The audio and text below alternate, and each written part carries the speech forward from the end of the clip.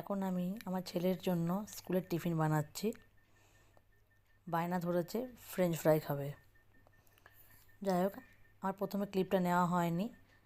আমি একটু গরম জলে নুন দিয়ে আলুটাকে আমি সেদ্ধ করে নিয়েছি, বেশি নয় 5 মিনিটস। তারপরে দেখতেই পাচ্ছেন আলুতে জল রাখা যাবে না, তাই জন্য আলুটা একটা টিস্যুর ওপর রেখেছি যাতে জলটা পুরোটা টেনে নেয়।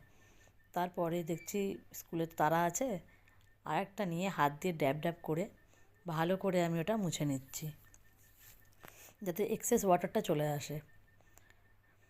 এটা আমার প্রথম কোনো রেসিপি দিচ্ছি আমি।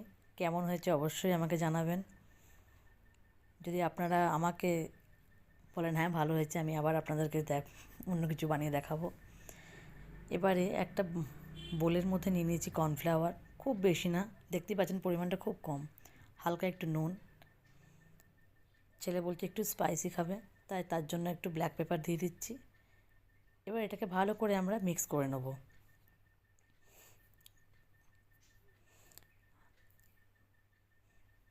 এবারে আলুটা ওর মধ্যে দিয়ে দেবো, দিয়ে হাত দেবো না, জাস্ট এটাকে নাড়িয়ে একটু যেন পুরোটা আলুর ওপরটা লেয়ার নেয় সেটা করে নেব।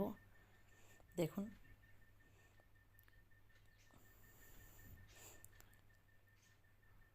আর একটা কথা আগেই বলে দিই, একটা ফোন আসাতে আমার ভিডিওটা আমি পুরোটা আমি এন্ড অবধি দেখাতে পারিনি। এন্ডিংটা লাস্ট শুধু একটু চাট মশলা দিতে হবে, তার উপরে ছড়িয়ে দিতে হবে।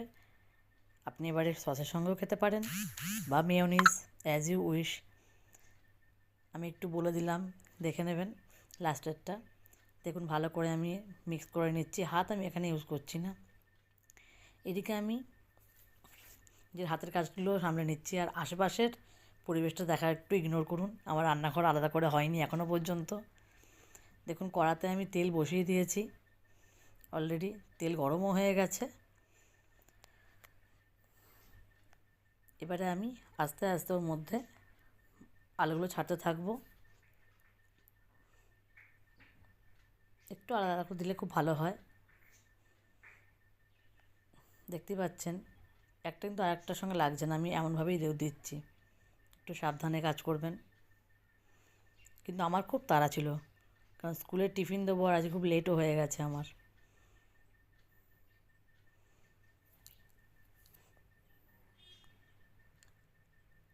আমি আবারও বলছি, আমি কিন্তু লাস্টের ক্লিপটা ভিডিওটা হয়নি আমার। লাস্টে যখন আমি ভাজার পরে তুলবো, তার একটাই কাজ বাকি থাকবে, শুধু একটু চাট মশলা দিয়ে ছড়িয়ে আপনি এটা সার্ভ করতে পারবেন। চায়ের সঙ্গে খেলে তো কোনো কথাই নয়, স্ন্যাক্স হিসাবে খুব দারুণ। এটা ভাজার পরে এতটাই ক্রাঞ্চি হবে, না খেলে বলা যাবে না। এদিকে আমি রেডি করছি একটা প্লেট, তার মধ্যে আমি নিয়ে নিচ্ছি একটা টিস্যু, যাতে এক্সেস অয়েলটা টিস্যু টেনে নেয়। কারণ ডিপ ফ্রাই হচ্ছে, একটু তেলটা বেশি লাগছে, আর এখনকার সবাই খুব হেলথ কনসাস, খুব একটা ফ্রাই খেতে চায় না, কিন্তু বাচ্চাগুলোর মন আমাকে রাখতেই হয়। দেখুন কালারটা নিয়ে নিয়েছে, পুরো ব্রাউন একটা চলে এসছে। এবার আস্তে আস্তে আমি এগুলো তুলে নেব। ছাঁকনি দিয়ে খুব ভালো করে আমি তেলটা যাতে ঝরে যায়। দেখতে পাচ্ছেন কালারটা। আপনি এর থেকে হালকাও ভাজতে পারেন, কিন্তু আমার ছেলে একটুখানি ক্রাঞ্চি চাইছে, যার জন্য আমাকে একটু ডিপ ফ্রাই করতে হয়েছে। দেখতেই পাচ্ছেন আমি এবারে এই যে টিস্যুতে আমি নিয়ে নিলাম, তারপরে আমি আর ভিডিওটা নিতে পারিনি। বাড়িতে অবশ্যই ট্রাই করবেন। এটা আমার ফার্স্ট ভিডিও এবং আমি কমেন্টের আশায় থাকবো। Bye bye.